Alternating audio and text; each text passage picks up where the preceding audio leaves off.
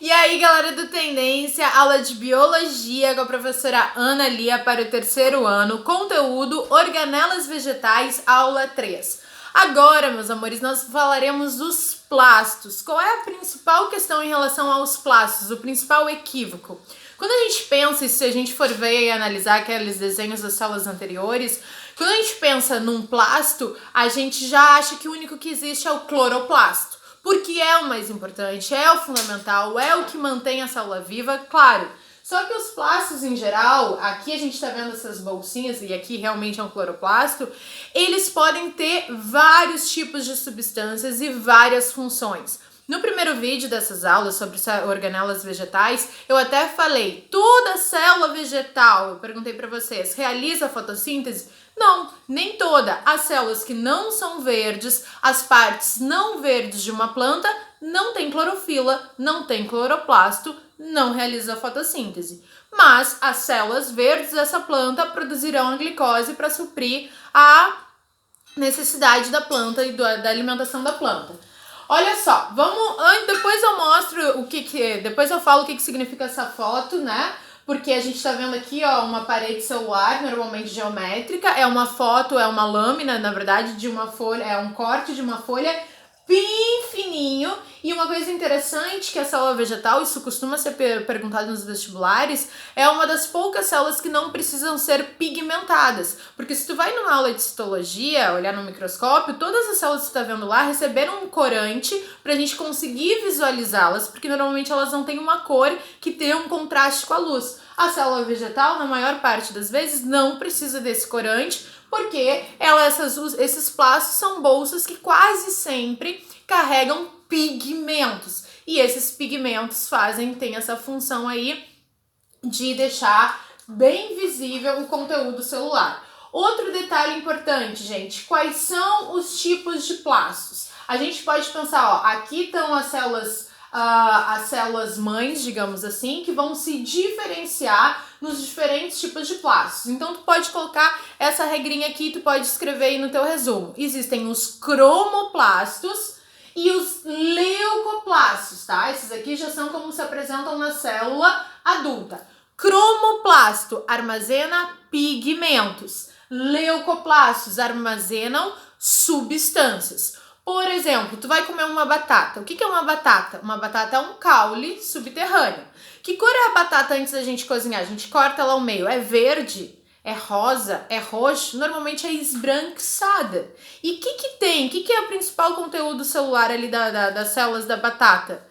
Amido. Então, quem é que vai armazenar esse amido? Os leucoplastos. Dentro dos leucoplastos, se ele for um plasto que armazena amido, tipo da batata, vai se chamar amiloplasto. Se for, por exemplo, da semente da soja, né, que armazena o óleo e todas as sementes que são oleaginosas, é oleoplasto, tá? Se armazena proteína, na soja também tem muita proteína, vai ser proteinoplasto ou proteoplasto. Então, o que eu tenho que saber? Uma coisa que eu pergunto assim, ó, como é que se chama o plasto que armazena carboidratos? Um exemplo, amiloplasto, porque a gente tá ligado que amiloplasto, amido, é um tipo de polissacarídeo. Como que se chama o plasto que armazena lipídios? Oleoplasto, porque a gente sabe que os lipídios vegetais são óleos e os lipídios animais são gorduras. Então, as sementes oleaginosas terão oleoplastos. Agora, se for um pigmento, pode ser cloroplasto. Qual é o pigmento? Clorofila, de cor verde, função fotossíntese. Toda parte celular, toda parte da planta que for verde vai ter cloroplasto e, portanto, vai ser responsável pela fotossíntese. Quais são as partes fundamentais? Todos os vegetais têm folhas ricas em cloroplastos, portanto, função fotossintética, realizar fotossíntese. E o caule, Ana Lia? Se for de uma plantinha herbácea, de uma plantinha pequena, eu vou ter um caule com um cloroplastos, função fotossintética. Se for de uma árvore, o caule é troncoso, então não vai realizar essa fotossíntese, vai ter só a função de sustentação, porque ele não é verde.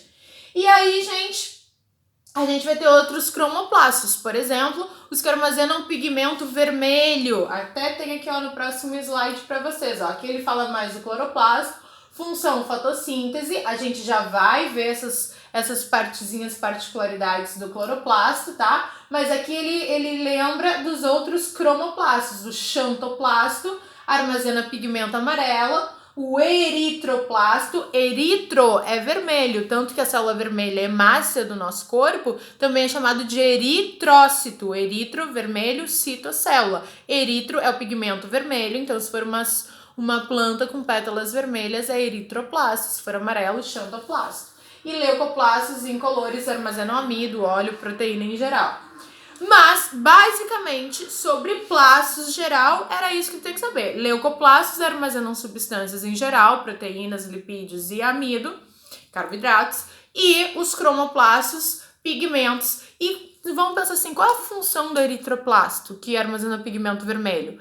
A função do eritroplasto é, no caso, formar, tipo, ali as pétalas, né? As células das pétalas ou das cascas dos frutos. Normalmente é para atrair polinizadores para participar da reprodução das plantas, ou para atrair dispersores, para atrair para que venha um pássaro, um macaco, uma pessoa, pegar aquele fruto, comer aquele fruto, desprezar a semente longe da planta e gerar aí a multiplicação do vegetal pelo meio ambiente. Agora, gente, o que significa, o que eu quero que vocês saibam? Vamos ir a fundo aqui no nosso amigo cloroplasto, porque ele vai ser importante para a fotossíntese. Então, nós vamos esmiuçá-lo e ver tudo que eles possuem. Olha só que bonitinho esse meu cloroplasto aqui. Quero que você desenhe esse cloroplasto. Não, você pode copiar dali? Pode copiar. Mas, no caso do cloroplasto, eu quero que você faça no seu caderno a sua versão. Por que tu vai ter que fazer essa versão? Porque quando a gente estudar a fotossíntese, eu vou dizer, ó, etapa tal da fotossíntese acontece em tal lugar. Então, tu tem que ter muito claro como que é um cloroplasto, tá? E ele é muito complexo, porque assim como a mitocôndria, ele possui DNA próprio, RNA próprio, ribossomos, faz sua própria síntese proteica, se pergunta demais quais são as organelas, tem DNA próprio, RNA próprio, realizam sua síntese proteica. Tanto os cloroplastos quanto as fotossínteses têm essa autossuficiência, se autoduplicam, ok? E a gente viu ali também a quantidade de cloroplastos que tem em cada célula, né? Então aqui a gente tá vendo só uma foto também, a gente consegue enxergar ali os cloroplastos, tá? Então, membrana interna e externa, lipoproteica, DNA, RNA, ribossomos, e a gente vai ver tudo isso que está mostrando ali. Então, vamos desenhar aqui, ó. Como é que tu vai fazer o teu cloroplasto? Vamos fazer assim até nesse sentido. Tu vai desenhar uma estrutura assim, ele tem dupla membrana, então tu pode fazer uma outra camadinha aqui, tá? Membrana externa e interna que tá aparecendo ali. E aí, meus amores, dentro do cloroplasto vão ter como se fossem moedinhas empilhadas uma sobre as outras. Pode pegar uma caneta verde para fazer esse desenho aí, tá? Porque se eu tô conseguindo fazer, qualquer ser humano no planeta Terra vivente consegue também, tá? Olha aí, ó. Tu vai fazendo, ó. Tem pum, pá, pum, pum, pum. Olha que lindo! Só que não! Tu vai precisar desenhar o DNA e o RNA? Se tu quiser, tu coloca aí umas fitinhas de DNA e RNA. Mas o mais importante é tu fazer o quê? Tu pegar e mostrar que o nome de cada coisinha, cada moedinha dessas chama-se tilacoide. Beleza? Se chama tilacoide. Por que é importante? Porque tem uma das etapas fundamentais da fotossíntese que vão acontecer no tilacoide. E esse tilacoide armazena quem? A clorofila. E se a clorofila é responsável pela fotossíntese, ele participa direto das reações da fotossíntese. Outro detalhe, como parecem moedinhas, como que se chama, vamos escrever de outra cor aqui, como que se chama a pilha das moedinhas? A pilha das moedinhas, o conjunto de moedinhas se chama grana ou grânum, como vocês quiserem, porque parece realmente pilhinhas de moedas, ok? E o espaço que tem entre os grânulos se chama estroma, ok? Então, digamos que os dois nomes principais que tu vai precisar para fotossíntese depois é o estroma, que é o espaço entre os grânulos, e o tilacoide, que são as bolsinhas individualizadas que guardam a clorofila. Guarda esse desenho porque depois eu vou dizer a etapa 1 da fotossíntese acontece em tal lugar, a etapa 2 acontece em tal lugar, e é ou no tilacoide ou no estroma. Se ligou? Então aqui tá mostrando também, aqui tá mostrando o DNA, tá mostrando os ribossomos, as lamelas que às vezes ligam, às vezes não, ligam os grânulos, ok? Membrana interna, membrana externa, espaço entre as membranas, alguns lipídios, grãos de amido, ok? Aqui tá uma estrutura do cloroplasto também, mostrando as mesmas coisas, grânulo e tilacoide.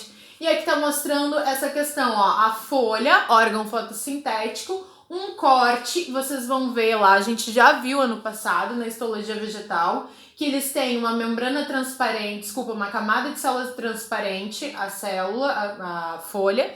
Essa camada é epiderme e ela é transparente porque a luz, ela serve para proteção, mas a luz precisa passar e depois a gente tem ali o parênquima clorofiliano, que é o preenchimento com células clorofiladas. E ali está mostrando as células clorofiladas, um grande vacúolo e os cloroplastos na volta. E aí está mostrando uma superampliação de um cloroplasto com o estroma, com a membrana interna, a membrana externa, a grana. E aí tá mostrando uma grana de perto e os tilacoides aqui dentro, o lúmen do tilacoide, é a parte interna do tilacoide. E, inclusive, meus amores, uma coisa bem interessante, que aquelas fotos ali do corte, vou até voltar aqui, ó. Essa foto aqui, ó, que é do corte de uma folha, que é realmente os cloroplastos, mesmo que seja uma folhinha muito fininha cortada para ter só uma camada de células, é muito interessante que quando tu vai no laboratório de fisiologia vegetal e tudo mais e coloca no microscópio, como tem a luz aqui, né, para iluminar, na presença de luz, essa clorofila quimicamente ela fica excitada e os cloroplastos começam a se movimentar. Então, mesmo que seja de um corte vegetal, de uma folha, né, de uma planta que não está mais viva, com a presença de luz, essa clorofila fica excitada e fica se movimentando e tu vai vendo, né, aquelas célulazinhas movimentando, um movimento de ciclose que a gente chama, em torno do vacúolo, né? E aí a gente consegue enxergar, parece uma cidadezinha em movimento com os carrinhos ali sendo os cloroplastos.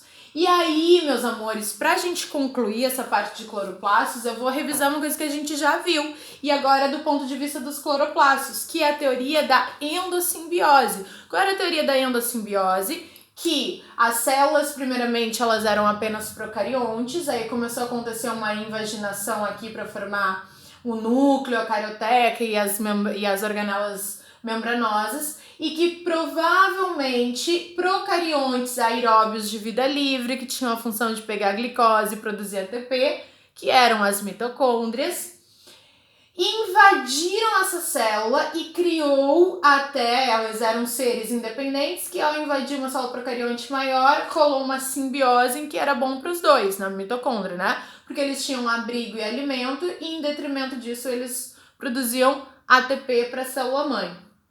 Enquanto que os cloroplastos também, por possuir ribossomos, RNA, DNA, tinham a função de fazer a sua síntese proteica, certo? E também produzir glicose. Eles teriam sido também organismos externos à célula que invadiu uma célula procarionte e acabou se transformando numa estrutura. Aqueles apenas que tinham sido invadidos, digamos assim, por mitocôndrias, foram os que acabaram se transformando em células animais, e aquelas que tinham cloroplastos e mitocôndrias, ou seja, produziam a glicose e pegavam depois essa glicose e produziam ATP, seriam as células vegetais. Por isso que eu volto àquela pergunta: qual que será mais evoluída, a célula vegetal ou a célula animal? Evoluído, digamos, complexo, né?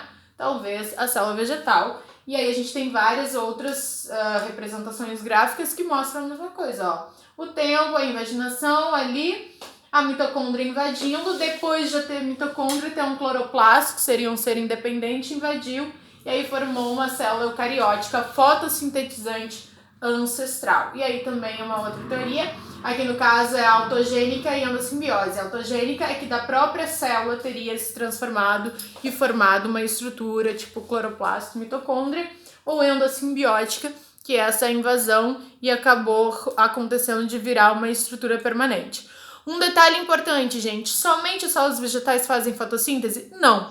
As algas azuis, cianobactérias, também fazem fotossíntese. Mas qual é a diferença? Qual é a questão principal? As células das algas azuis, elas possuem a clorofila, mas elas não têm cloroplasto porque elas são seres muito simples. Então essa clorofila, ela fica dispersa, né, na célula, normalmente próximo à sua membrana plasmática. Então, as algas azuis cianobactérias sim são fotossintéticas, mas não tem uma organela específica para armazenar essa clorofila, ok? Portanto, as algas azuis não têm cloroplasto, pergunta de prova muito recorrente. Beleza? Fechou, galera? Era isso aí, a 7ª semana. Vamos que vamos pra cima!